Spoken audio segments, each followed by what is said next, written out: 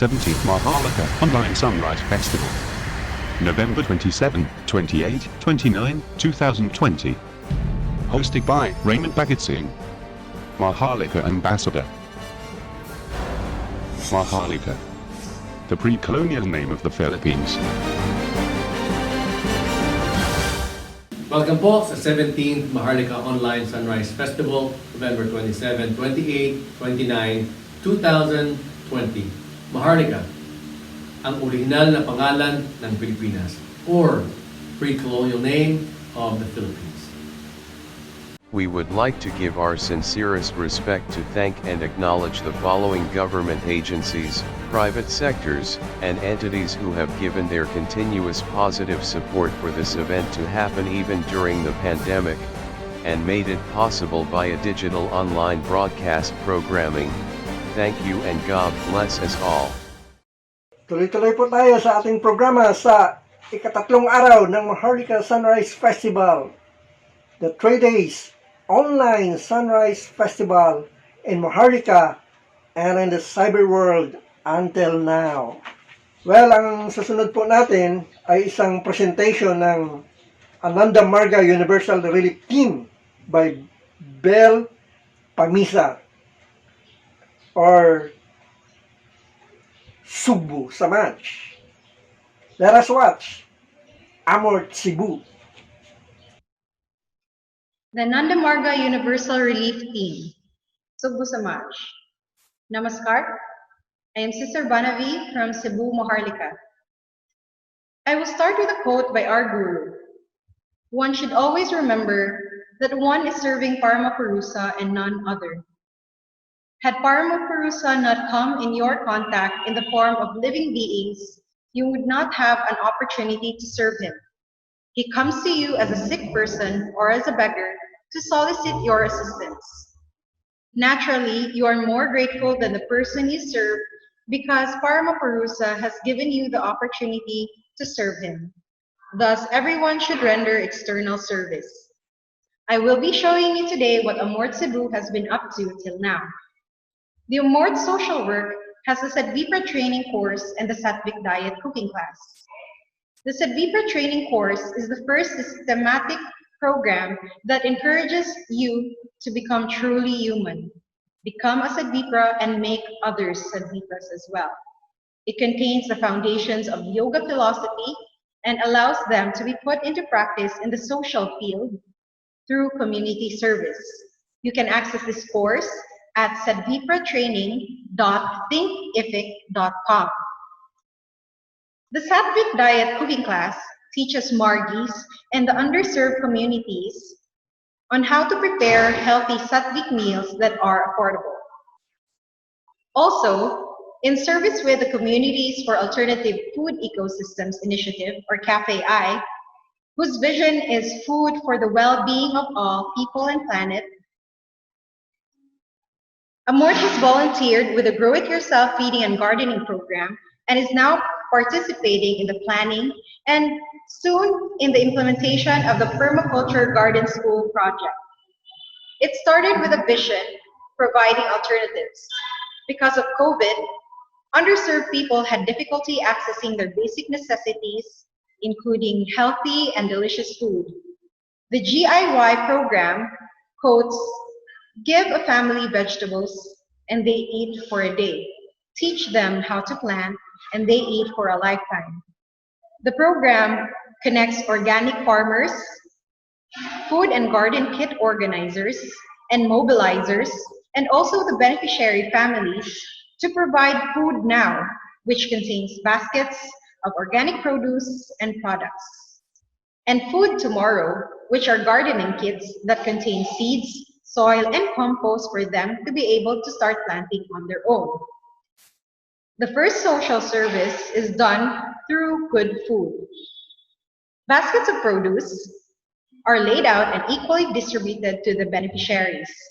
These produce were bought from the organic practicing farmers from the Cebu Farmers Market, who had also been stripped of livelihood when COVID has enticed lockdowns for the city. The program provided continued livelihood opportunities for these farmers. Good food also included preparing meals for both the staff and volunteers. The Amort chefs prepare the delicious plant-based meals to provide vital energies to those who are in service. Next, social service through shared good energies.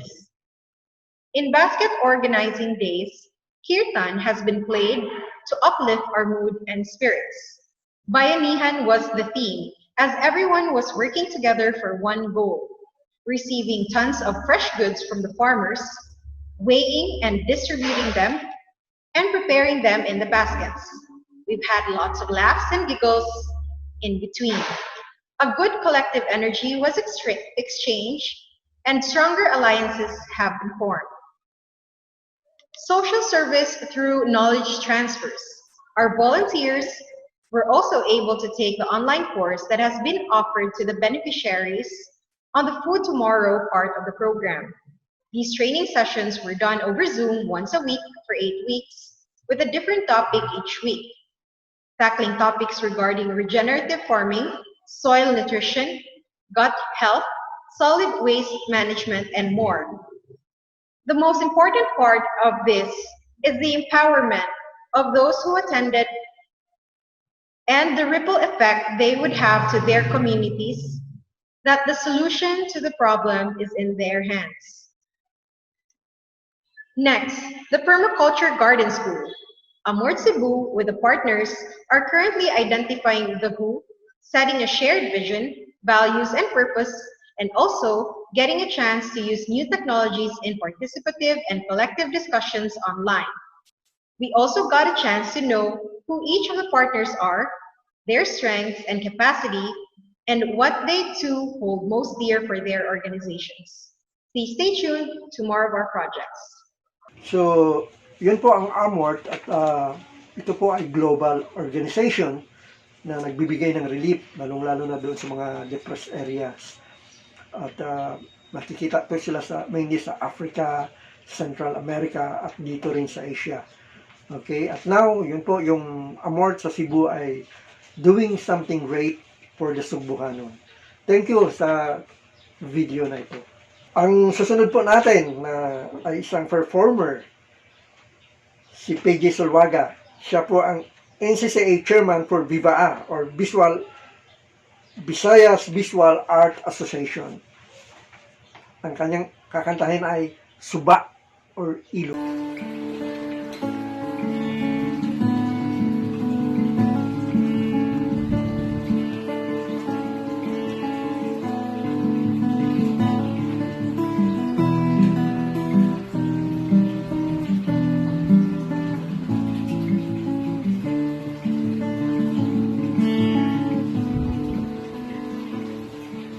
Halin sa kakahuyan sang kabukiran,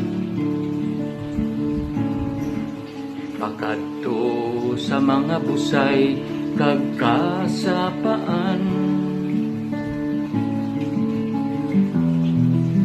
kadalhay sa mga bato, matinaw mong tubig, katulad sang mga danggo ko nga nagaili.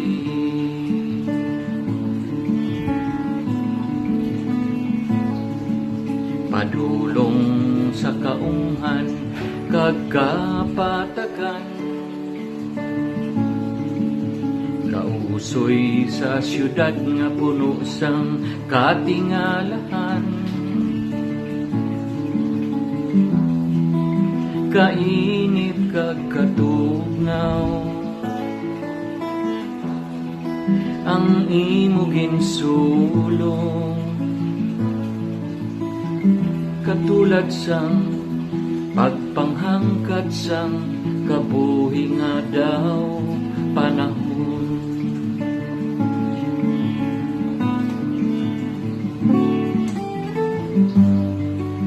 Oh, suba ko,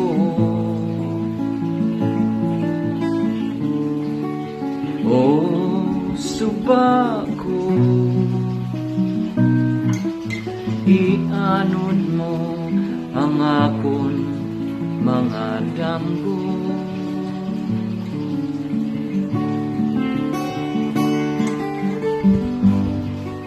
Oh, suba ko, oh, suba ko,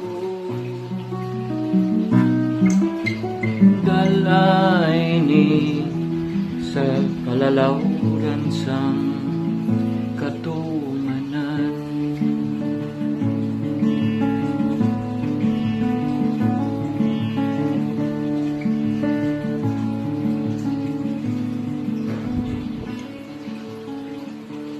Hari ako kahigda sa imong mga butkon,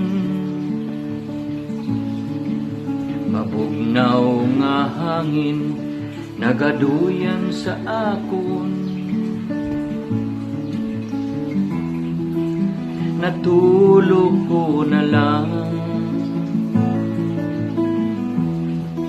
masulog mong tubig, dungan pagpaanod ko, damgo nga pinili.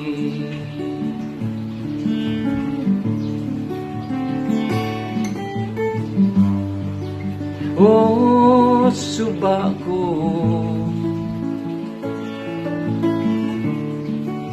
oh, suba ko, ianod mo ang akon mga damgo.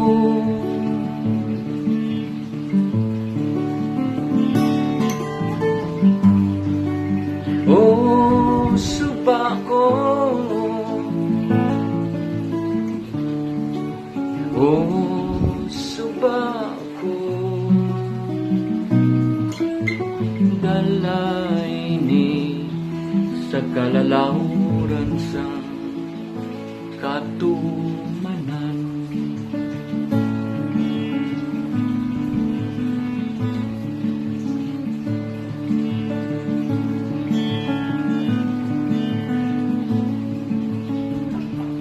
Mga handong ko sa diin ka mapadpad, sa sulog sang suba basi ikaw ang mabungkag.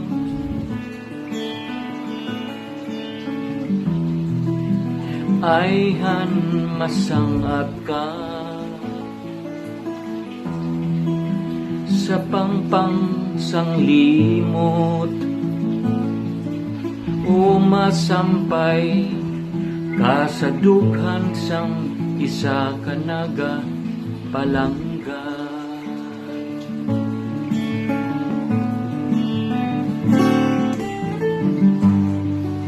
Oh, suba ko, oh, suba ko, ianod mo ang akon mga damgo.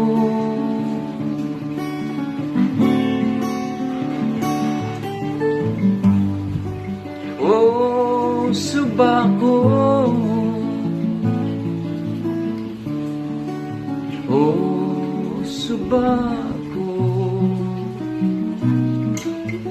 dalay ni sa kalalawran sang katumanan.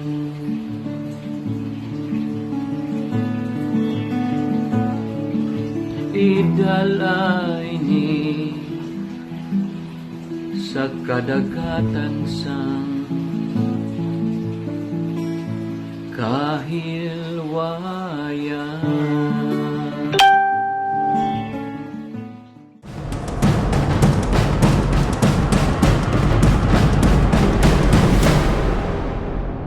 Ang susunod po natin ay performance art na gagampanan ng ating mga kababaihang Maharlika. Ang pamagat ay ang Diwata at Babaylan Ritual Ceremony by ang Kamalayan. Panoorin po natin sila. ang kamalayan, ang kababaihang maharlika sa ganap na kalayaan.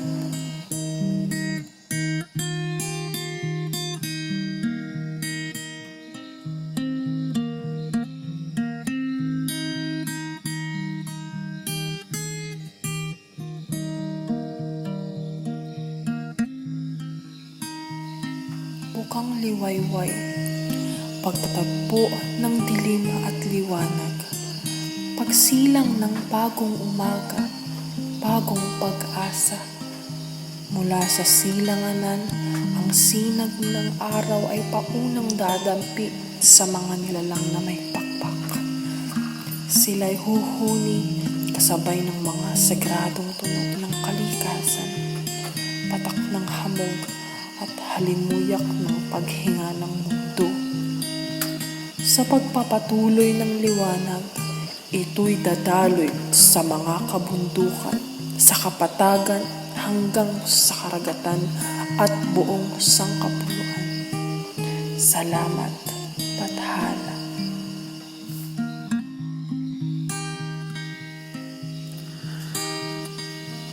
Babae, taglay natin ang bukal ng buhay, mahiwagang tubig na nagmula sa ating bukal. Sirkulo ng ating pagkababae ay nakahanay sa sirkulo ng buwan sa langit. Sagradong altar ang ating sinapupunan. Nasa ating mga kamay ang pag-usbong ng buhay. Ako ang humubog sa aking katawan, sa aking anyo, walang pagsisisi, patuloy na aalagaan sapagkat ito'y tahanan ng Diyos. Ako ay magsisilang ng binhit, magsisilbing matatayog na puno na magbibigay lilim sa nangangailangan. Uusbong, lalago, pupulupot, matitibay na ugat, masaganang bunga, patuloy na magsisilang ng maharlikang kapaligiran.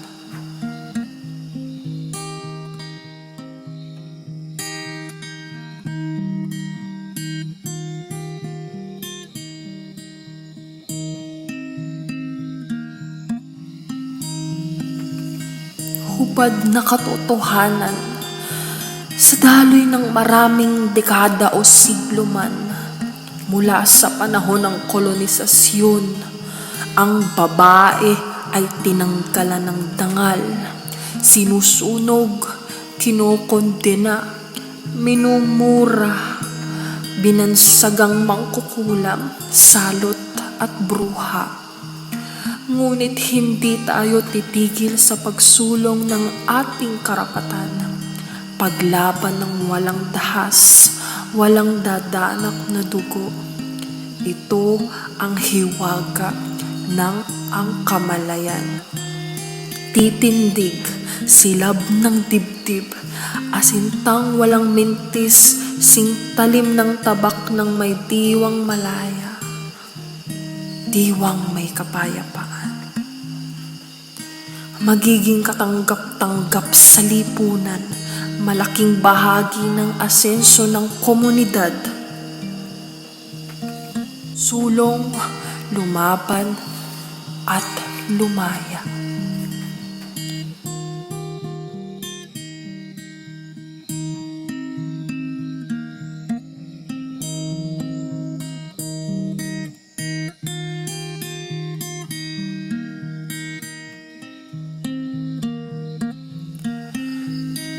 Buksan ang kakayanan, paghilumin, bigyan ng buong tiwala ang sarili.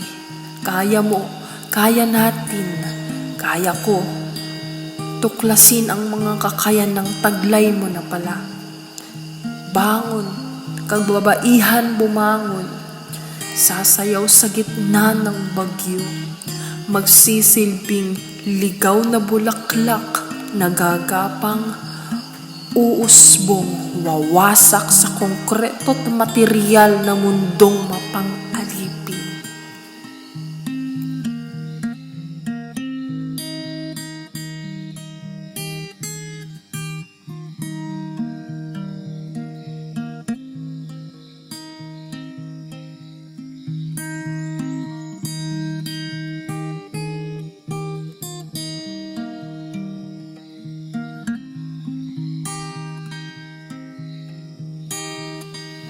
Tayo ay iisa. Ako ay kaisa mo at lahat tayo ay bahagi ng isa.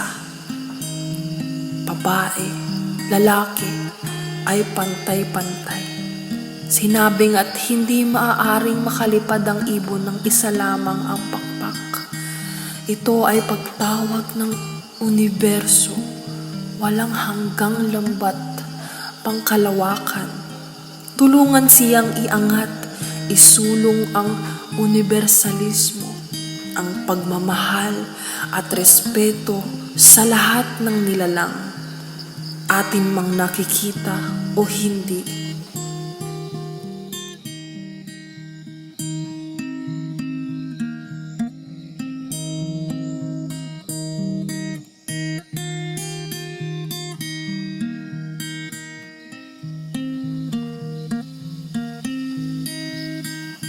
Ipagpapatuloy ang kaloob na ritual ng mga ninuno.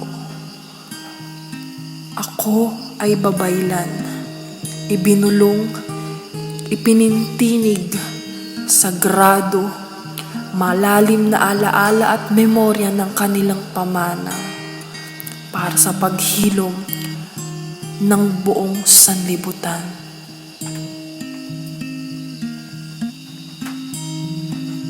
Ako ay kaisa ng mga kabaro sa pagtindig.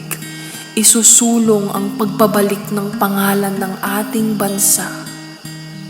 Maharlika, sagana, sa likas na yaman, makukulay na kultura, ang banal na kasaysayan na hindi mabubura o maaagaw nino man.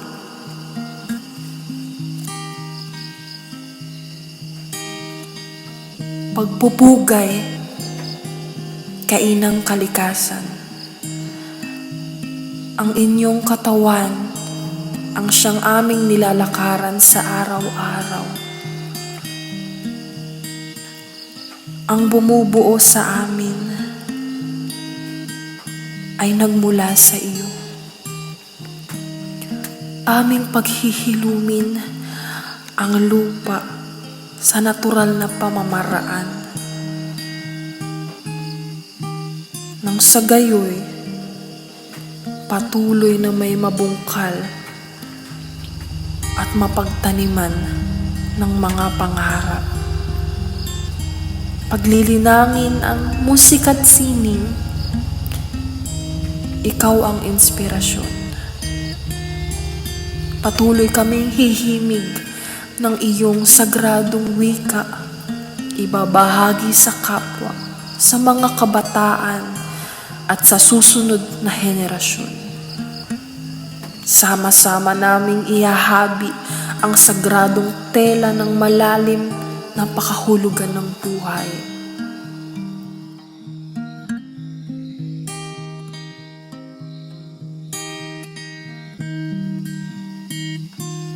Ina at Ama, salamat po sa pagpapanatili ng ilaw, ng sulo na nagsisilbing tanglaw sa madilim at masukal na daan. Patuloy na uuwi sa inyong piling.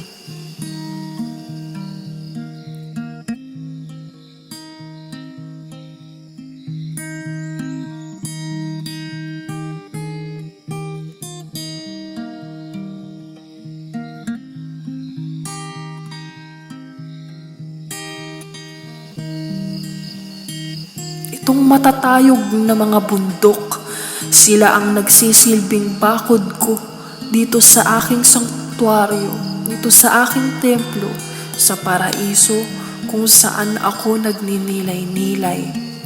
at nagbibigay pugay sa lumikha. Hindi matatakot, hindi matutuwag na ipagmalaki ang sarili.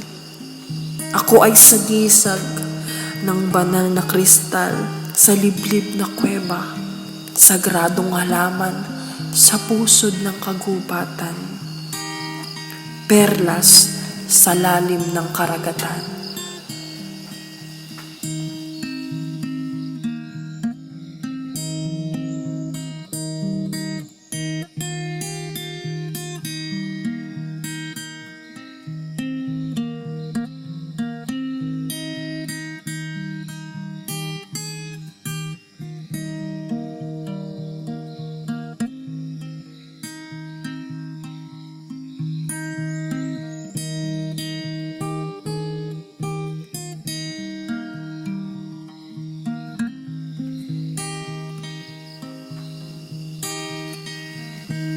Diwa, Devi, Dewata, Diwata. Ang banal na salitang ugat ng malayang diwa, kaakibat ng sagradong lakas. Ako'y diwata. Ako rin ay bruha. Binubruha ang babaylang tangan ang banal sa loob ng kanyang pagkatako. Hindi nalipol o nasunog ang kaluluwa, kaya't nandito upang magkaisa, tatangan, yayakap, pupulupot, sasala sa diwat at bruha na nasa loob ng bawat isa. Magtitipon at ipagdiriwang ang aming pagkababae, ang selebrasyon ng buhay. Dito, ngayon, sa kasalukuyan, at sa marami pang bukang liwayway na paparating, magiging ganap na malaya ang babaeng nakalublob sa kanyang kapangyarihan.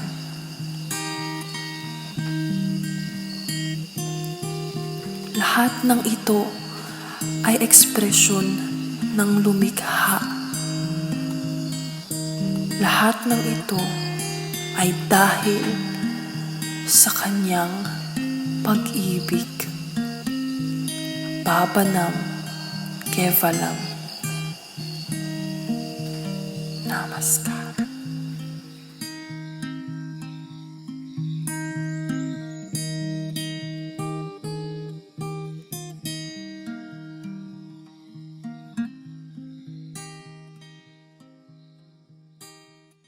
Yun po ang ating mga kababaihang Maharlika at sila rin po ang mga volunteers dyan sa Montalban. So, thank you very much. No more words to say. Napakaganda ng inyong performance. Hanggang sa muli. At ito ay sinundan ng isa pa ring performance art by Tanya Giselle ng Cavite City. Akala ko Midosa, Sidosa.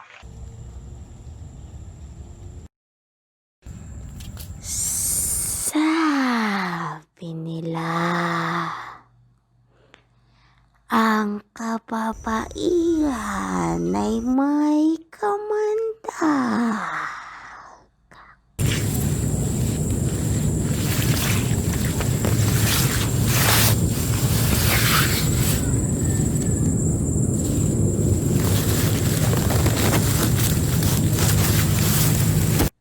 Ang paghahalin tulad sa aming mga kababaihan sa isang hayop ay isang pang-iinsulto.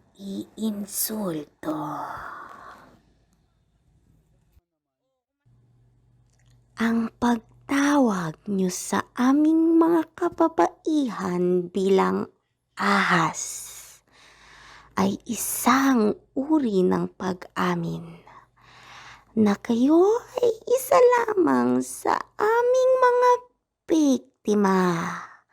Isang pagkain na idinudumi. Pagkatapos, pakinabangan ang sustansya. Hindi kamandag ang tawag sa enerhiyang bumingwit sa inyong atensyon. Sensualidad.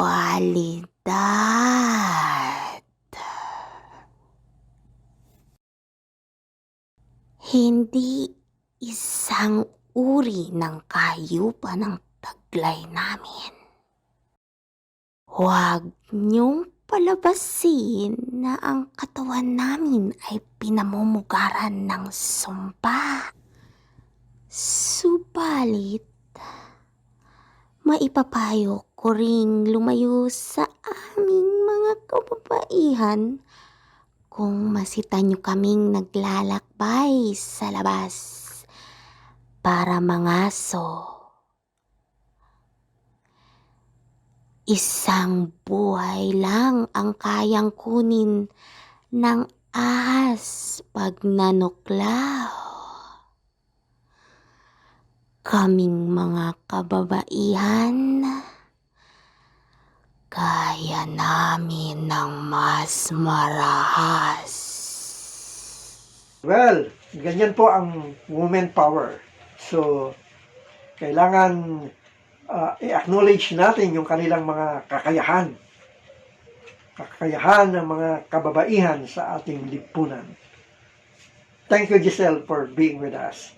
Ang sumunod po nito ay isang poi and plug dance by Renel Galicania ng Davao City. Ngayon ay nasa Japan. Alam niyo, pinadala pa ni Renel ang kanyang video from Japan para maging bahagi ng 17th MAHARLIKA Sunrise Festival, the pre-colonial name of the Philippines. Let us watch Renel.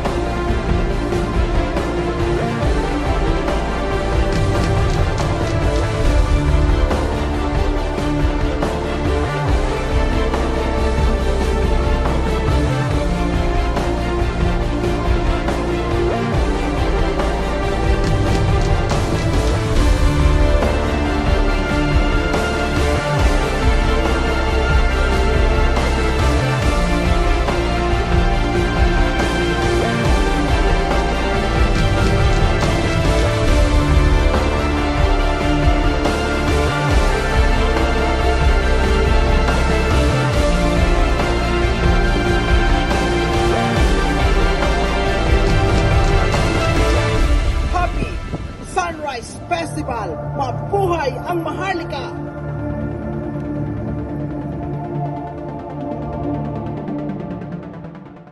Thank you, Renel. Thank you sa effort sa napakagandang poi dance and plug dance. Si Renel naging kasama ko sa pagre-relief namin doon sa Davao City at saka doon mainly sa may Ormoc. Kami po yung unang mga volunteers doon kasi nung dumating yung Yolanda, na-trap kami, hindi na kami nakalabas. At nandoon kami for the next 10 days. Yung first 3-4 days, nobody in, nobody out. Walang contact, walang cellphone, wala lahat, walang electricity.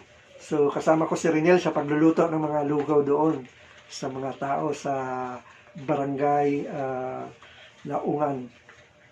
Ang susunod po ay isa na namang performance art na gagampanan ni Florence 5 ng Samar, ang Pre-Colonial Maharlika.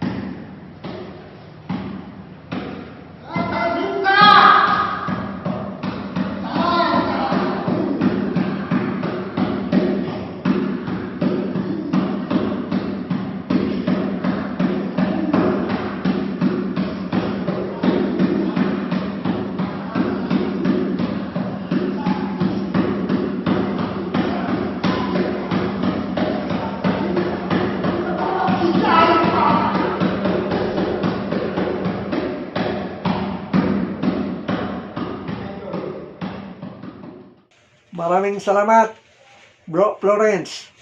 Lagi ka talagang laman ng Sunrise Festival at saka si Florence po ay naging presidente rin ng Maharlika Artist Writers Federation. Isa rin sa mga founding fathers ng MAWF, no? Na kasama si Mumu Dalisay, si Prem Dose, sila Giho Dueñas, at marami pang iba upang mailunsad ang proyektong Sunrise Festival in Maharlika. Ang susunod po natin ay isang doktor na magsasalita at magbigay ng inspirasyon tungkol sa ating present situation. Ito po ang pandemic and the hope of humanity. Pakinggan po natin si Dr. Jose Tendalo Dueñas. Greetings, Maharlika. To Maharlika, along with a vision and mission to revert, to search, to identify a common ground, to embrace and be known as a country with potentialities that comes with a name that is relevant, meaningful, magnanimous, mystifying name that is Maharlika. To all the men and women behind the event, the 17th Maharlika Sunrise Festival, to make it a possibility amidst the threat of pandemic brought about by COVID-19 disease, my gratitude and salutations. I am Jose Tindalo H. Dueñas, a physician by profession, a newly appointed and AM practitioner with a Sanskrit name, Yogeshwar, initiated by Dada SS recently.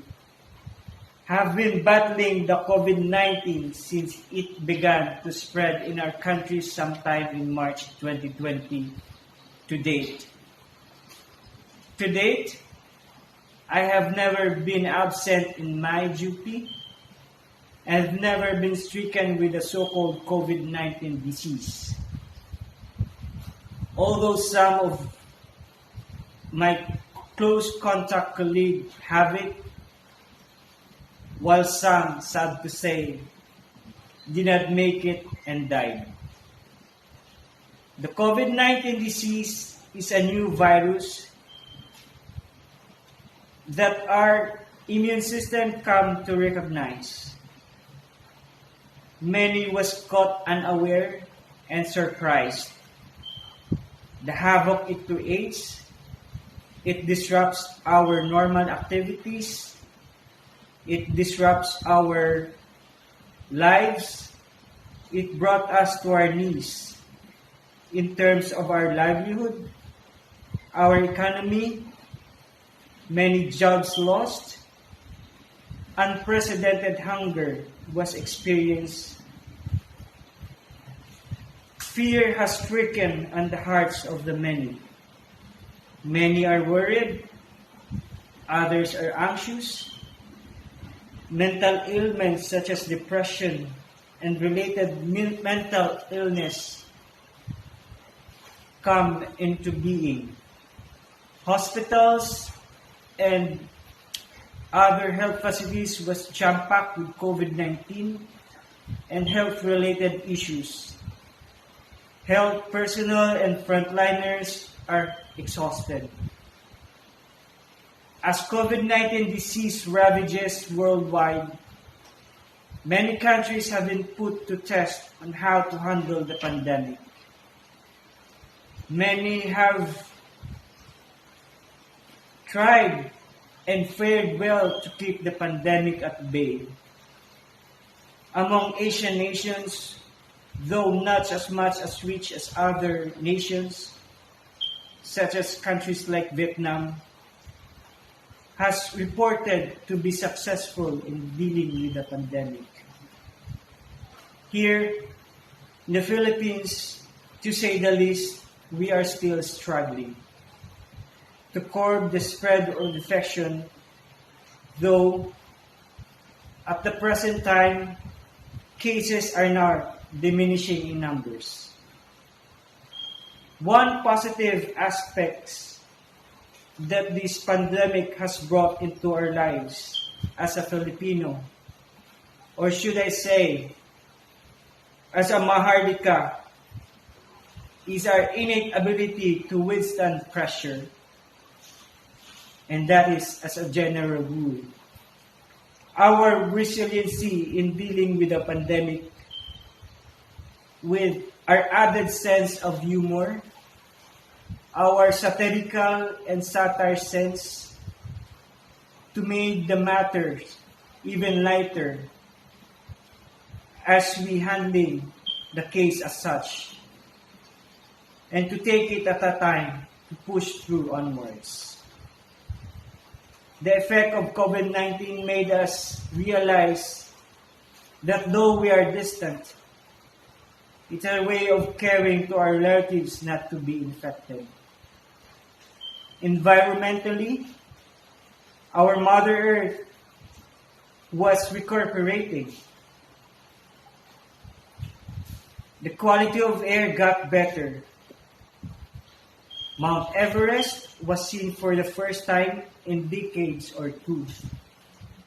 It tells us how humans, our activities, have a huge impact on our environment.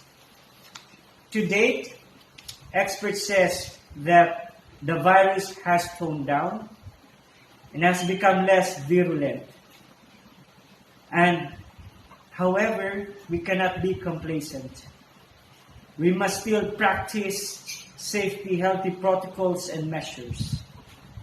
This COVID-19 will not last long and will come to an end.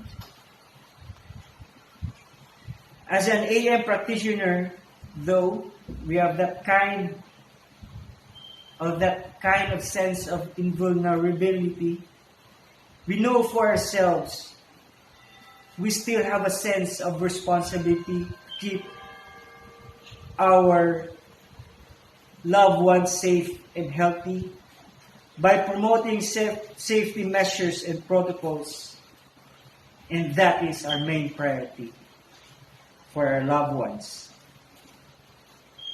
Good day, Babanang kay Banang. Maraming salamat, Doc, sa mga mensahe mo. At of course, we will not lose hope. The future of humanity is always bright. Yun yung palagi kong naririnig. This pandemic will one day yan. At sinundan po ito. Nasa pandemic pa rin tayo. Pero ito po ay tapos na ang pandemic. Ito yung The Post-Pandemic Maharlika by Professor Sherman Cruz. Siya po ang Director and Futurist at Center for Engaged Foresight. He is from Ilocos Norte. Let us listen to the futurist, Sherman Cruz. Good evening, Maharlikans.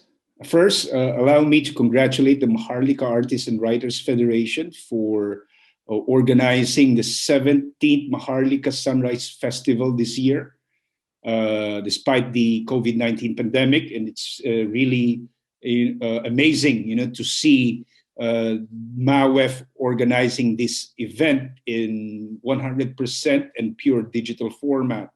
It's very essential and critical that the MAWF event proceed this year despite the pandemic.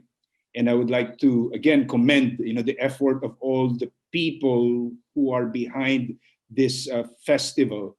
And of course, just to give you a bit of a history of why I am speaking right now. I was the executive director of the 10th Sunrise Festival that was held in 2010 in the province of Ilocos Norte. And if I recall it right, the feedback of Deo Palma, he said the last time I saw him was that as of today, the Sunrise Festival, the 10th Sunrise Festival was the biggest Sunrise event that was organized in the history of MAWF. And I would say I'm really proud of what occurred and the outcome of that event, as we were able to involve 500 artists from different parts of the world and the country. And of course, it was not only attended by local artists, but also our friends and fellow musicians and artists, visual artists from different parts of the world. Again, that was an amazing experience, and I learned a lot about that. It was truly a meaningful experience. And of course, P.R. Sarkar once said, he wrote in his book, Progressive Utilization Theory, or if I remember it right, it was in the book, A Few Problems Solved. He said, and actually this thought hit me, and he wrote, arts can penetrate where the rays of the sun cannot. So the idea tells us about how strong and impactful music and arts is in the life of a human being. You know, perhaps not just human beings, but in a congregation of society. You know, arts and music, you know, defines the shape, you know, the meaning of a civilization. And the Maharlika Artists and Writers Festival efforts is contributing to that effort in making people realize through its varied events and activities all over the years.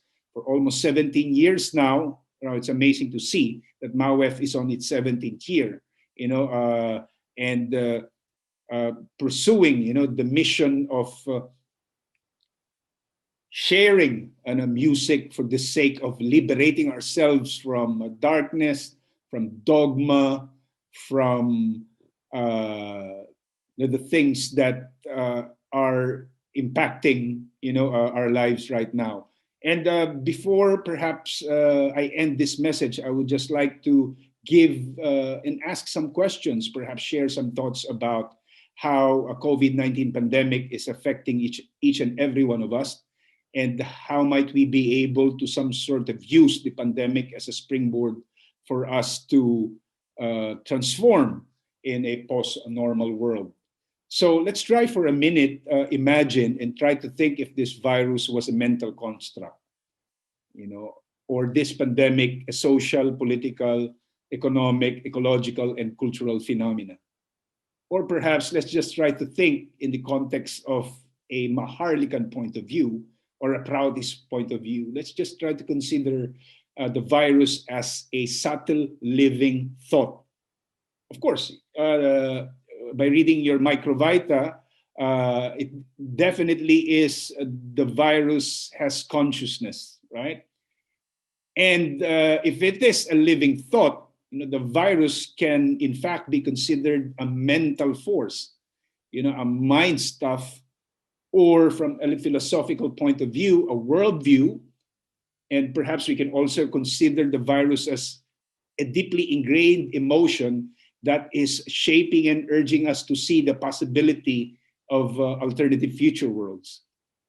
And this reminds me also of the thought that Arundhati Roy, the great Arundhati Roy, wrote recently, you know, a couple of months ago, when she said that the virus perhaps wants us to understand that this virus is a way to another world.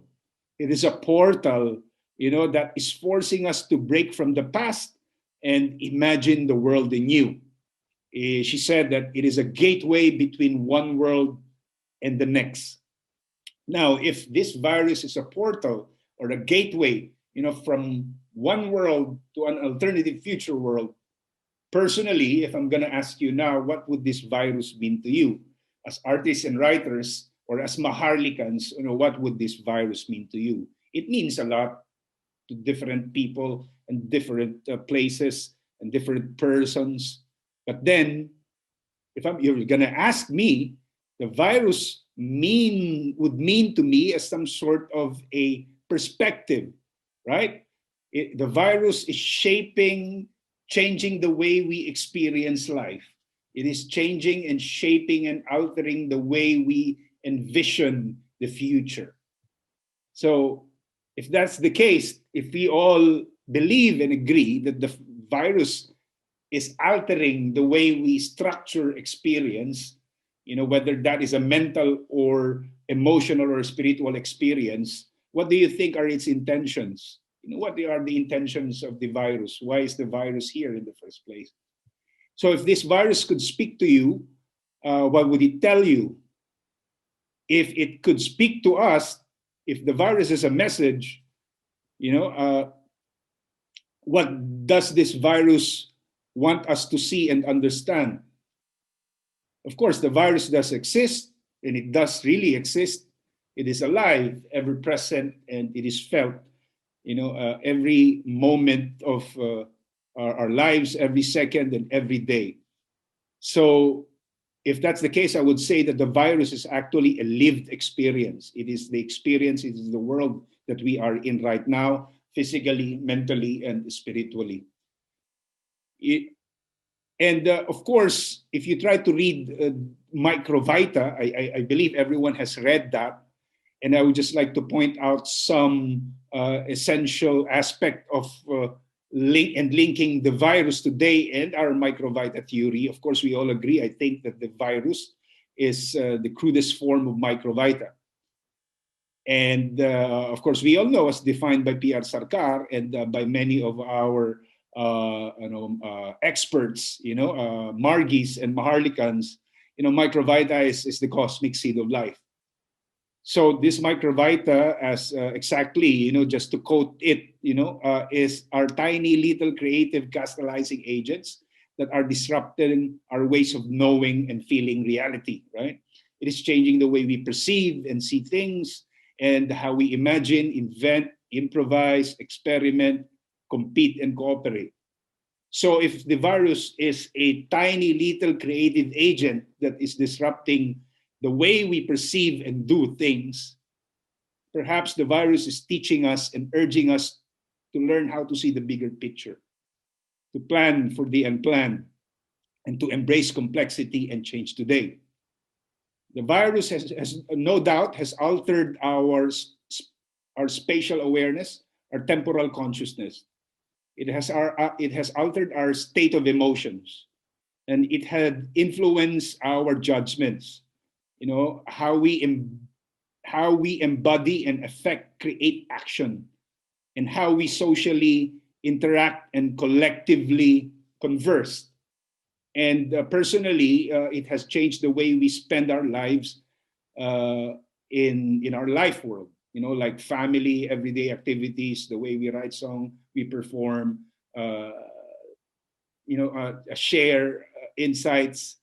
So this virus has actually forced us to change how we lead, imagine, create our stuff, share our content in social media, and envision the future.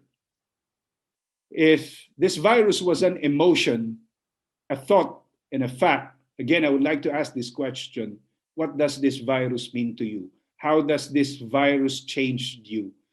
How does this virus make you feel more spiritually connected, with the universe or the supreme consciousness?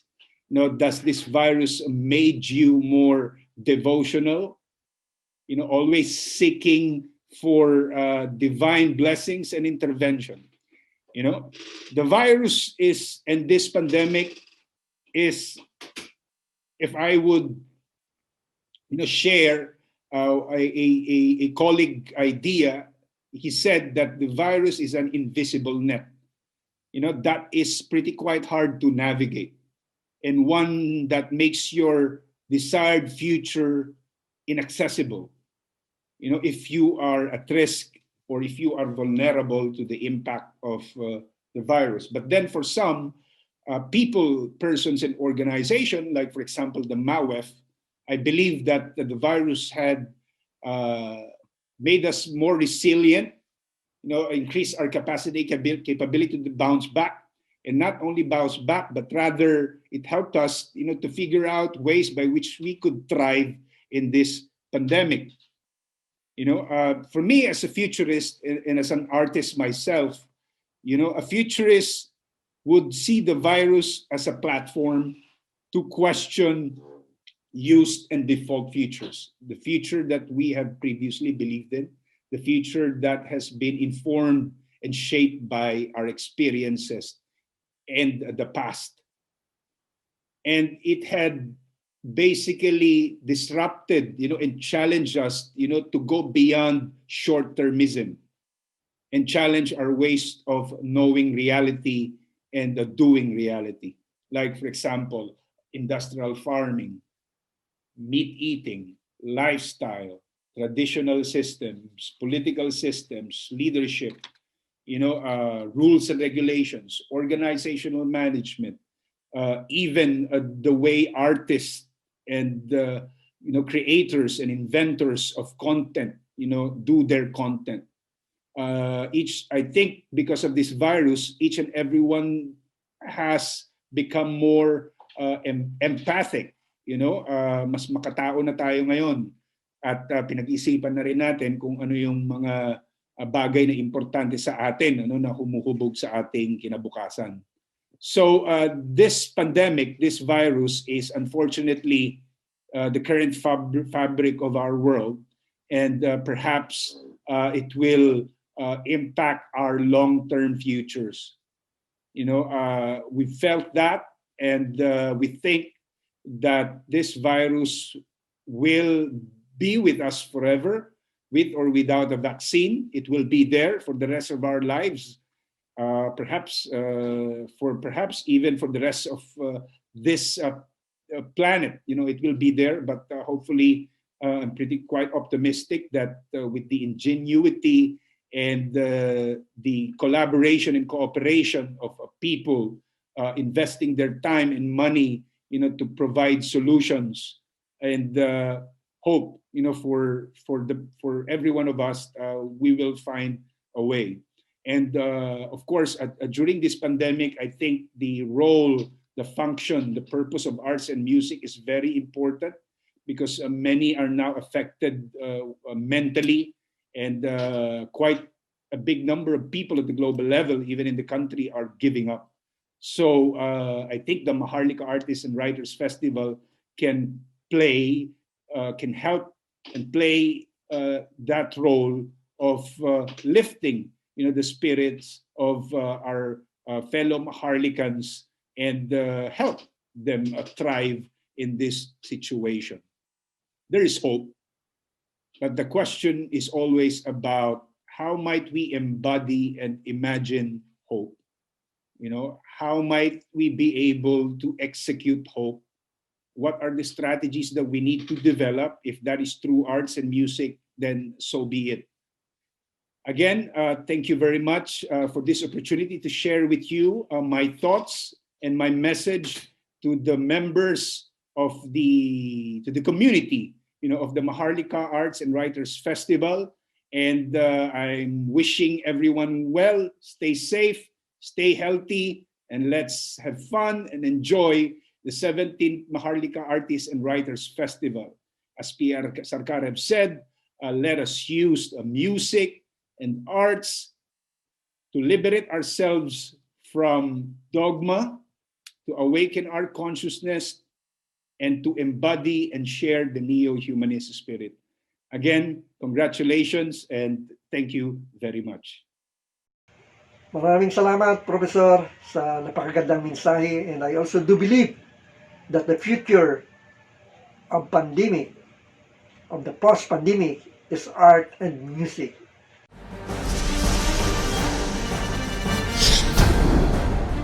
"17th Maharlika Online Sunrise Festival, November 27, 28, 29, 2020.